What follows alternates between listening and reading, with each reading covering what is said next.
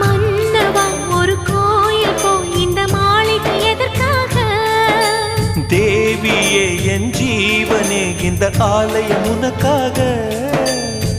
வானில் ஒரு புயல் மழை வந்தால் அழகே என்னை எங்கனம் காப்பாய். கண்ணே உன்னை என் கண்ணில் வைத்து இமைகள் எனும் கதவுகள் அடைப்பேன். சத்தியமாகுமா? நான் சத்தியம் செய்யவா?